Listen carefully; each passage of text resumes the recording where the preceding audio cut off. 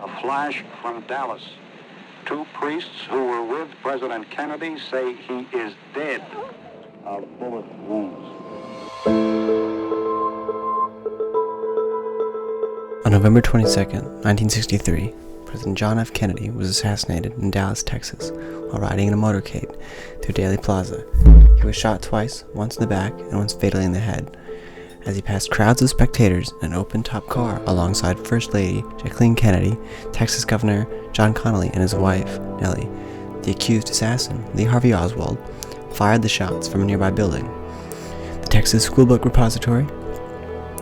Oswald was arrested shortly after the shooting, but killed a cop while fleeing. He was arrested 2 days later by nightclub owner Jack Ruby while in police custody before he could stand trial. The Warren Commission, established by President Lyndon B. Johnson, concluded that in 1964, Oswald acted alone.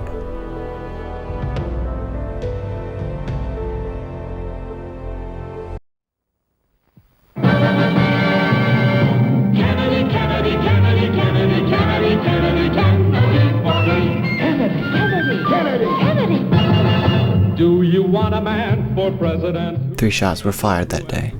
Not one magic bullet, but 3 real bullets from 1 real rifle. First, 3 shell casings were found on the 6th floor of the Texas School Book Depository where Oswald worked. People in the building heard the casings hit the floor. A hidden sniper's nest was discovered, and Oswald's fingerprints were found on the boxes and the rifle itself. It was a 6.5mm Carcano, purchased by Oswald under a fake name. He was photographed with the weapon. This photo is real, and it ties him directly to the weapon used in the crime. Some claim the bullet that struck both Kennedy and Governor Connally was magic, but this is based on a misleading photo of the limousine seats. When properly analyzed, the bullet's path lines up. Using his rifle, investigators also proved that it was possible to fire 3 shots in the amount of time that Oswald took. And finally, the Zapruder film shows that the shots coming from behind, not from the grassy knoll. All evidence points to Oswald.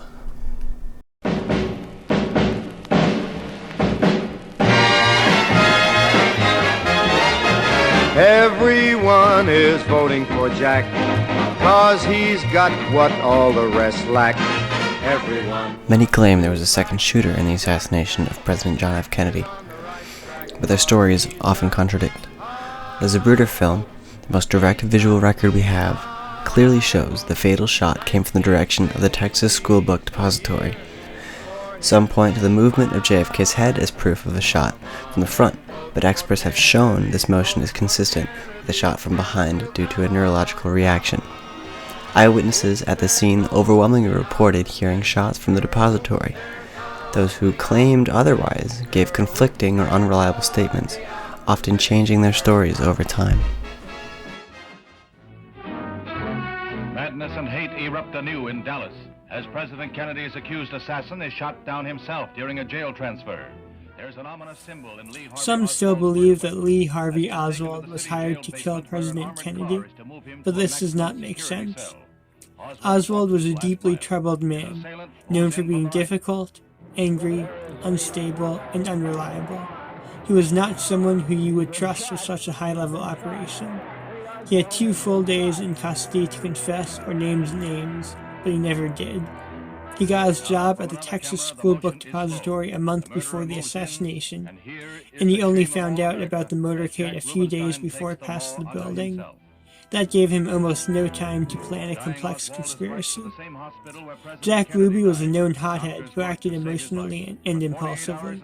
Most agree his actions were opportunistic, not organized, and he said so while testifying under a polygraph.